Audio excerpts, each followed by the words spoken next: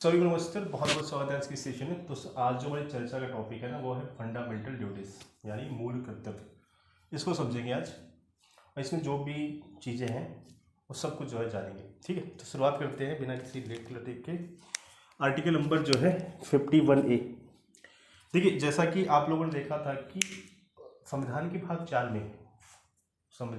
4 में जो है राज्य के नीति निषेधक तत्व थे, जो कि आर्टिकल नंबर 51 तक था।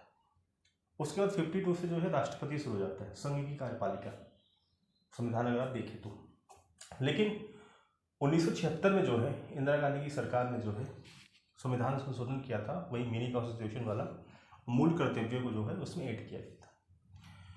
ठीक है, फंडामेंटल ड्यूटीज को भी ऐड किया गया था। जब संविधान बना था 1947 से लेके अपना 50 तक, तो उस समय तक जो है मूल कर्तव्यों को नहीं जोड़ा गया था। मतलब उस समय बाद के टाइम में जोड़ा गया है, यानी इंदिरा गांधी जब इमरजेंसी का दौर चल रहा था उस टाइम जो है इसको जोड़ा गया था।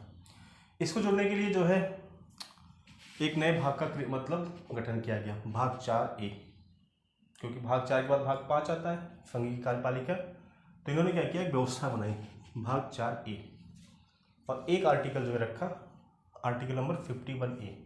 इसी में जो है सारी बातें समाहित कर दी गई।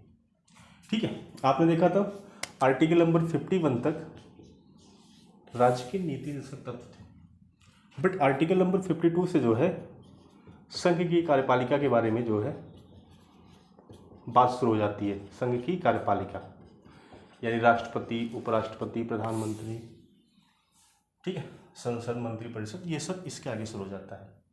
ये व्यवस्था मूल संविधान में थी, लेकिन इंदिरा गांधी सरकार ने जो है इमरजेंसी के टाइम में इसको जो है संशोधन किया और एक आर्टिकल डाला 51A।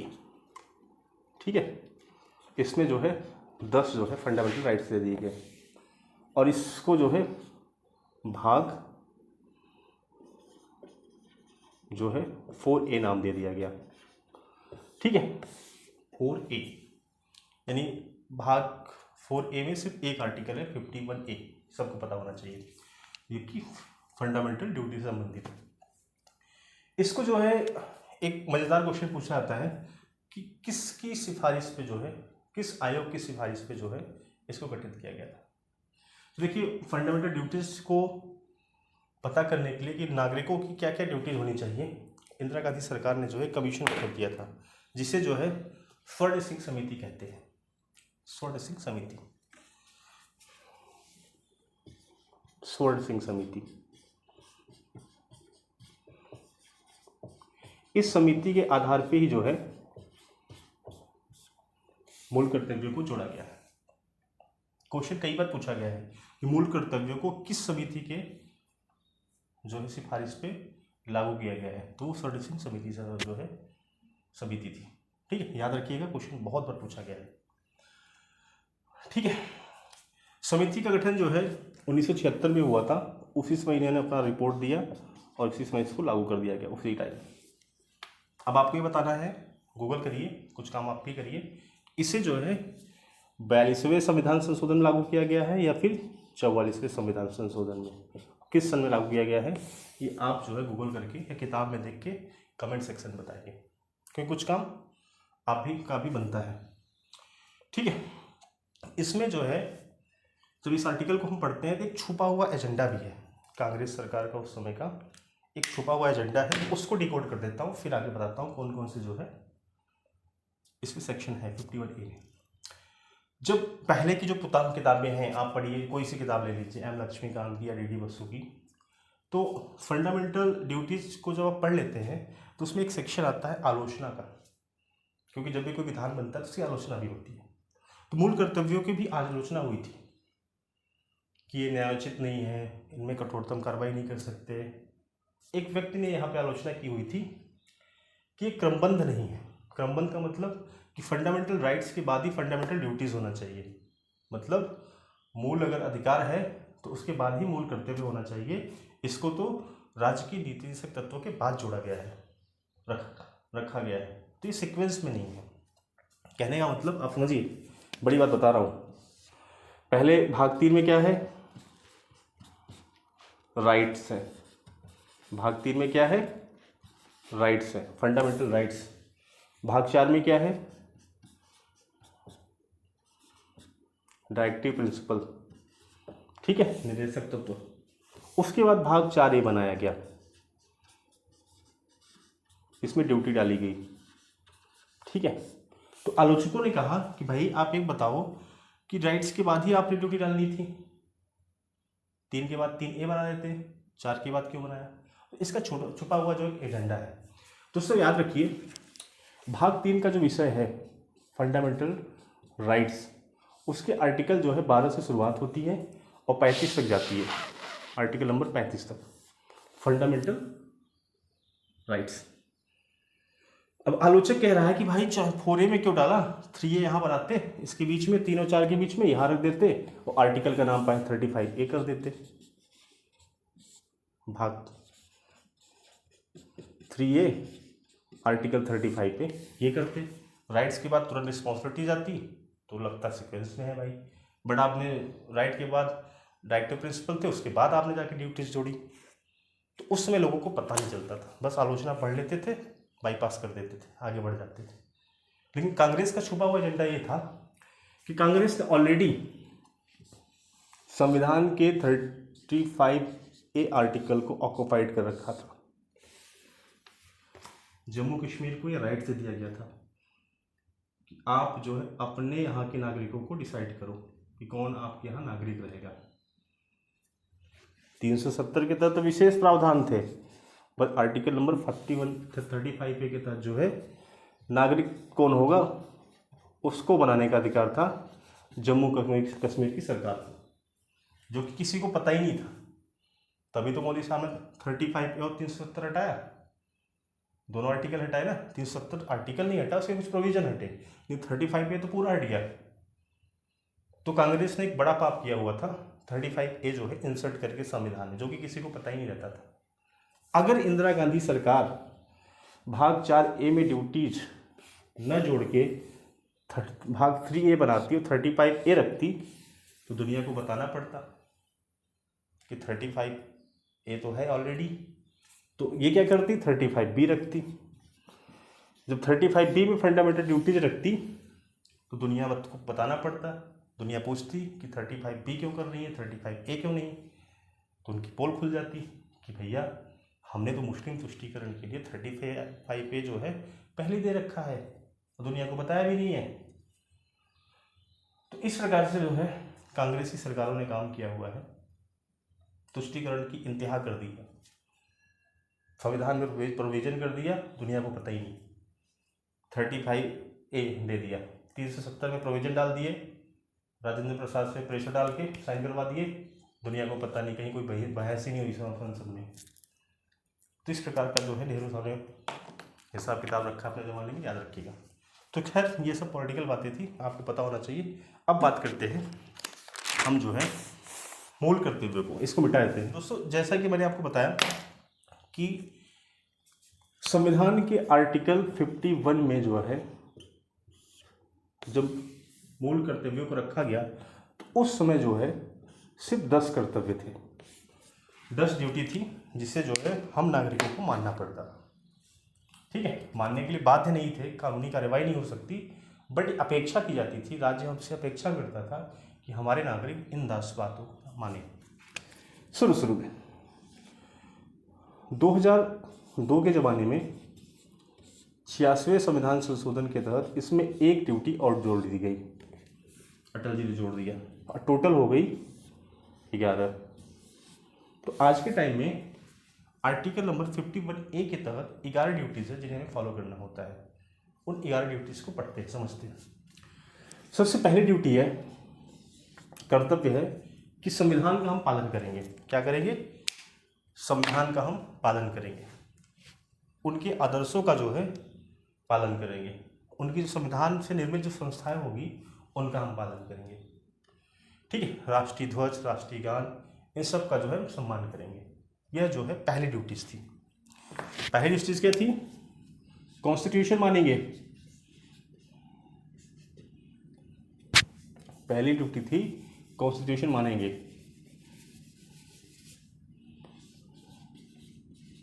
कॉन्स्टिट्यूशन को हम मानेंगे कि ये संविधान है, ये हमारा संविधान, इसका मान करेंगे। कॉन्स्टिट्यूशन जिन संस्थाओं का गठन करेगा उनका हम सम्मान करेंगे, चाहे वो संसद हो, राज्य विधानमंडल हो, पार्लियामेंट तो मैंने बता ही दिया, सुप्रीम कोर्ट हो, हाई कोर्ट हो, लोक सेवा आयोग हो, राज्य का हो चाहे संघ का हो, इलेक्शन कमीशन हो, इन जो भी संस्थाएं हैं जिन जो संविधान से बनी है या फिर सरकार के लिए बनी है, उनका हम जो है सम्मान करेंगे। ठीक है। उसके बाद कहा गया भाई राष्ट्रध्वज, तो राष्ट्रध्वज का जो है सम्मान करेंगे, राष्ट्रगान का भी जो है सम्मान करेंगे। ठीक है, इन सब का आदर करेंगे। आदर करने का मतलब जो है कि हाँ ये मेरे भारत का प्रतीक है, ये मेरे भारत की आत्मा है, इसको हम गाएंगे। अभी देखिए विवाद बहुत चीज़ों में खड़ा हो जाता है। भारत में एक कम्युनिटी ऐसी है जिसका डे 1 से तुष्टीकरण किया गया, वह है मुस्लिम कम्युनिटी। 1947 में जब भारत एक स्वतंत्र रूप में आज़ाद हुआ, उस समय चाहते तो नेहरू जी यूसीसी को लगा के सबके लिए समान कानून दे सकते थे, लेकिन तर्क ये दिया नहीं, अभी मुसलमान जो है तैयार नहीं है। अब उसमें क्या तैयारी करनी थी, नहाना था, धोना था, साबुन लगाना था, पता नहीं, ये कह के बाईपास कर दिया और उनको जो है अपना जो है धार्मिक कानून मानने के लिए फ्री कर दिया। ठीक है। वर्तमान समय ऐसा है कि राष्ट्रगान गाना भी एक तरीके से सांप्रदायिक हो गया है। अगर कोई मुसलमान राष्ट्रगान नहीं गा रहा है तो उसको आप बाध्य नहीं कर सकते। ठीक है, बाध्य नहीं कर सकते क्योंकि ये सब बाध्यकारी नहीं है, अपेक्षा की गई है। मुसलमान ये तर्क दे सकता है कि देखो जी, जन गण मन अधिनायक जय है, भारत भाग्य विधाता, भारत भाग्य विधाता। तो ये जो भाग्य विधाता रहा है, ये शब्द से हमें नफरत है, क्योंकि हमारा विधाता तो अल्लाह है, तो मैं भारत विधाता कैसे कह दूँ? तो इसको जो है बाईपास करके वो नहीं गा सकता। भारत में न जाने कितने इंस्टीट्यूट है जो इस्लामिकों द्वारा संचालित हैं, वहाँ राष्ट्रगान नहीं होता। मैं जहाँ रहता हूँ, मेरा घर है, वहीं पे HIA पब्लिक स्कूल करके है, कुछ ऐसा ही है, मुस्लिम ऑनर है, वहाँ राष्ट्रगान नहीं होता। अभी हाल ही में 4-5 साल पहले प्रयागराज में एक जो है स्कूल था, वहाँ का प्रिंसिपल मुस्लिम था, वो राष्ट्रगान नहीं होता था वहाँ पे। तो कहने का मतलब ये है, ये बाध्यकारी नहीं है। हम धर्म का जो है आईना दिखा के या फिर बहाना करके बच सकते हैं, ये बाध्यकारी होना चाहिए। राष्ट्रगान है, ठीक है। खैर, दूसरी ड्यूटी है कि भाई राष्ट्रीय आंदोलन में जो भी थे लोग, राष्ट्रीय आंदोलन में जो भी लोग थे उन सब का जो है हमें सम्मान करना चाहिए, हृदय में उनकी यादों को सजो के रखना चाहिए। ठीक है, इससे जो है हमें एक प्रेरणा प्राप्त हो कि फलाने ने जो है ये काम किया था और इनका हमें सम्मान करना चाहिए। आज़ाद भारत में सबसे बड़ी समस्या यहाँ भी होगी कि आज़ादी प्राप्त होने का जो क्रेडिट है एक पार्टी लेके बैठ गई, पार्टी भी लेके नहीं बैठी। कांग्रेस अगर आज़ादी का अगर श्रेय लेती तो सबको मिलता, सुभाष चंद्र बोस को मिलता, सरदार पटेल को मिलता, राजेंद्र प्रसाद को मिलता, सबको मिलता। लेकिन कांग्रेस पे क्या हुआ, एक परिवार का कब्जा हो गया, नेहरू परिवार का। आज़ादी का श्रेय गांधी को जाएगा अधिक से अधिक, ये थोड़ा बहुत नेहरू जी को, बाकी सबका योगदान है, बट उस प्रकार से हीरो बना के नहीं दिखाया जाता या नहीं पढ़ाया जाता, नहीं समझा जाता। ठीक है, तो इस प्रकार की भी जो है व्यवस्था है भारत में। तो जितने भी राष्ट्रीय आंदोलन से संबंधित लोग थे, लाल बाल पाल, भगत सिंह, उससे पहले, सब लोगों को जो है अच्छे से पढ़ना चाहिए, उनके विचारों को समझना चाहिए, उन्हें हमें दिल में सजो के रखना चाहिए कि ये हमारे जो है वीर हुआ करते थे। झांसी की रानी लक्ष्मीबाई, ठीक है, सरदार भगत सिंह। जिस उम्र में हम आप लड़कीबाजी करते हैं, लड़कियों के आगे पीछे घूमते हैं फूल लेके, जानो मान जाओ ना, कहाँ रोड के जा रही हो। उस उम्र में बंदे फांसी पे चढ़ जाया करते थे अपने इस राष्ट्र के लिए। बड़ी बात है, नहीं हो पाता आज के टाइम में लोगों से। ठीक, और आज की ये छपरी जनरेशन से तो बिल्कुल नहीं हो पाएगा। ठीक है, तीसरा है राष्ट्र की एकता अखंडता का जो है सम्मान करेंगे। राष्ट्र की एकता अखंडता इत्यादि जो बातें हैं इसकी जो है हम जो है रक्षा करेंगे और अनुसरण भी करेंगे। ठीक है, रक्षा करना, राष्ट्र की एकता का जो है सम्मान करेंगे। हमारे यहाँ एक कम्युनिटी है, जब उसकी जनसंख्या बढ़ जाती है तो आज़ादी लगाती है, हम मांगे आज़ादी, हम इससे मांगे आज़ादी। कश्मीर में लोग मांग रहे थे ना, तो हमारी भारत की सेना ने अच्छी खासी आज़ादी उन्हें दे दी। और वर्तमान सरकार ने तो ऐसी आज़ादी दे रखी उन्हें कि वो आज़ादी नहीं मांगते। ठीक है, तो भारत एक है, अखंड है, इसका सम्मान करिए। ऐसा कोई काम मत करिए जिससे जो है भारत की अखंडता पे आ जाए, भारत टुकड़ों में विभाजित हो जाए। ठीक है, तो ये हो गई तीसरी बात। चौथी ड्यूटी क्या है? चौथी ड्यूटी समझते हैं। चौथी ड्यूटी ये है देश की रक्षा करें, देश की जो है रक्षा करें। ठीक है, अगर आह्वान किया जाए कि भाई समस्या आ गई है, आ जाओ, थोड़ी सी आपकी हेल्प चाहिए, तो देश की जो है रक्षा में आगे आए।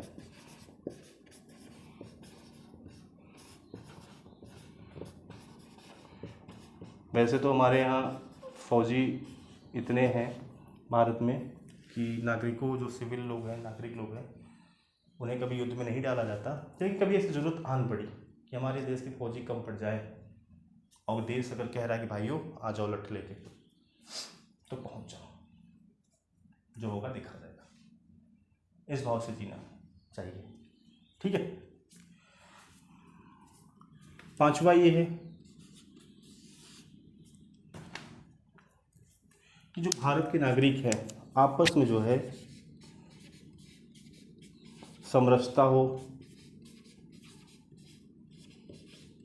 भाईचारे की भावना हो। ठीक है, वैचारिक मतभेद अपनी जगह है, मनभेद नहीं होना चाहिए। इन सबों से ऊपर हट के जो है एक दूसरे का सम्मान करना चाहिए, मिलजुल के जो है देश में रहना चाहिए। ठीक है, स्त्रियों के प्रति सम्मान करना चाहिए, इसमें खास बात है, स्त्रियों का जो है सम्मान करना चाहिए।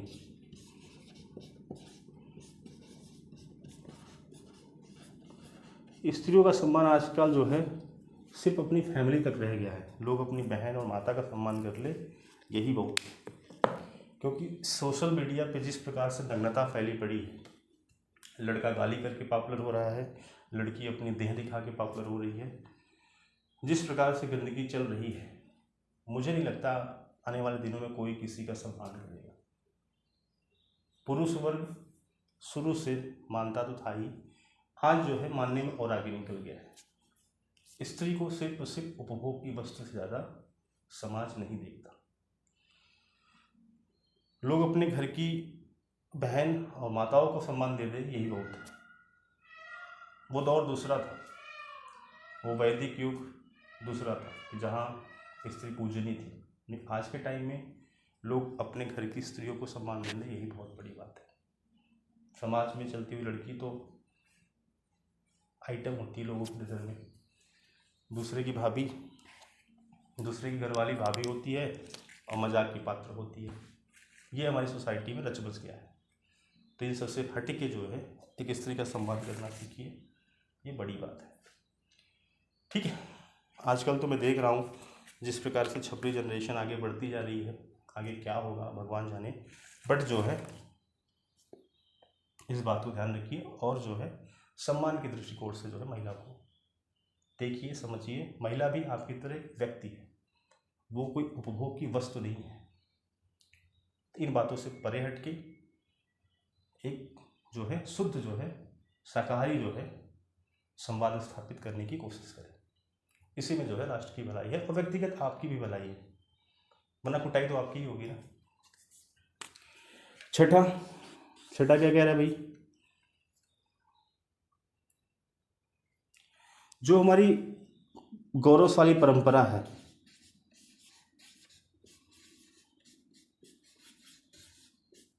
गौरवशाली परंपरा है, इतिहास है, उसका जो है क्या कहते हैं परिरक्षण करें, उसे पीढ़ी दर पीढ़ी पढ़ाने का प्रयास करें। जो माता पिता के प्रति जो सम्मान है, भाइयों के प्रति जो प्रेम है, रामायण की वो कहानियाँ कि जहाँ भाई भाई के लिए जो है सब कुछ छोड़ने को तैयार है, उस जो है परंपरा को आगे एक्सटेंड करने का जो है प्रयास करें। इतिहास भरा पड़ा है कि सत्ता के लिए भाई भाई को फिनिश करता आया है। औरंगजेब देख लीजिए, अपने ही भाई दारा सिकों को गर्दन काट के अपने बाप शाहजहाँ के सामने जो है थाली में परोसता है, अपनी ही बहन को लाल किला की दीवार से जो है खाई में ठोस देता है। ठीक है, तो इन संस्कृति से बच के भगवान राम की संस्कृति को बढ़िए, जहाँ एक भाई दूसरे भाई खुशी के लिए अपना सब कुछ छोड़ देता है, फिर वही दूसरा भाई उस भाई के लिए वो भी सब कुछ छोड़ देता है। दो छोटे तो उन्होंने सब कुछ छोड़ दिया कि भैया आप ही श्रेष्ठ है, मैं कहाँ, आप नहीं तो मैं क्या करूँगा। तो इस भावना के साथ जो है जिए, गौरवशाली जो परंपरा है राष्ट्र की, उसको जो है लेके चले। ठीक है, अगली बात है भाई, इसको मिटाते हैं थोड़ा सा। 7वीं बात है पर्यावरण से संबंधित है। पर्यावरण को हमने आर्टिकल नंबर 48A में भी समझा था, डायरेक्टिव प्रिंसिपल में, इसमें भी है। पर्यावरण को जितना अच्छा कर सके अच्छा करे। ठीक है, पर्यावरण के अंतर्गत वन आता है, नदी, पहाड़, झरना, पर्वत, जीव, पक्षी, पशु, मोर, शोर सब आते हैं, कुत्ता, बिलार, छिपकली, सिपकली, सब के साथ जो है दया भाव रखें, उनका संवर्धन करें, उनके लिए अनुकूल वातावरण बनाएं। ठीक है, प्राणी मात्र पे दया बना के रखें और अच्छे से जो है अपना जीवन व्यतीत करें। ठीक है, अगला है साइंटिफिक टेम्परामेंट। साइंटिफिक टेम्परामेंट मतलब वैज्ञानिक दृष्टिकोण के साथ जीवन जिए, पाखंडवाद से बचें। जब तक जानो नहीं तब तक मानो नहीं, इस भाव के साथ जीवन जिए। कृष्ण भी अर्जुन से यही कह रहे हैं कि पहले जानना जरूरी है, जान लोगे तो मानो सही है। फलाने ने कह दिया कि ऐसा है तो ऐसा है नहीं, पहले मैं जान लूँगा तब मानूंगा, नहीं जानूंगा तो नहीं मानूंगा। ठीक है, साइंटिफिक टेम्परामेंट यही है। दूसरा है ज्ञानार्जन करिए। आज की जनरेशन, क्या भारत में कोई सी भी जनरेशन कभी ज्ञान के पीछे भागी नहीं। भारत बहुत गरीबी से निकला हुआ देश है आज के टाइम में, आज भी कहीं कहीं बहुत गरीबी है। तो उसने देखा है कि पैसा ही सब कुछ है, पैसा ही सब कुछ है। तो भारत की जो दौड़ है पैसे के लिए है, सुख प्राप्ति के लिए है, ऐश्वर्य प्राप्ति के लिए है, दूसरों पे धौंस जमाने का वाला जीवन जो है भारत के लोग ज़्यादा पसंद करते हैं आज के टाइम में। बट ज्ञान के पीछे बहुत कम लोग भागते हैं। ठीक है, तो ज्ञानार्जन के लिए भागें, सुधार के लिए भागें, ऐसा जीवन जो है जीने के लिए भारतीय संविधान कह रहा है। और ये कहाँ से ये सब लिया है, ये सब गीता की तो बात है, ज्ञान के लिए भागो, ज्ञान योग। ठीक है, 9वां नंबर देखते हैं, 9वां क्या है। ठीक है, ज्ञानार्जन में एक चीज़ बात है सुधार। इसमें एक बात है सुधार के लिए, सुधार की भावना, सुधार की भावना भी होनी चाहिए। मैक्सिमम कितना अच्छी सोसाइटी हो सकती है उसको भी जो है देखना चाहिए। ठीक है, इसमें सार्वजनिक, 90 में जो है सार्वजनिक संपत्ति की बात की गई है। सार्वजनिक संपत्ति, सार्वजनिक संपत्ति की रक्षा करें, उसे तोड़े फोड़े ना, अगर आप जोड़ नहीं सकते तो तोड़े ना। ठीक है, साथ ही साथ आप हिंसा से दूर रहें, हिंसा से दूर रहें। अगर आपका कोई व्यक्तिगत या फिर सामाजिक कोई समस्या है तो सरकार तक अपनी बात पहुंचाने के लिए कई तरीके हैं, लेकिन उसके लिए आप सार्वजनिक संपत्ति को नुकसान मत पहुंचाइए। अभी मार्च के महीने में नागपुर में एक हिंसा हो गई।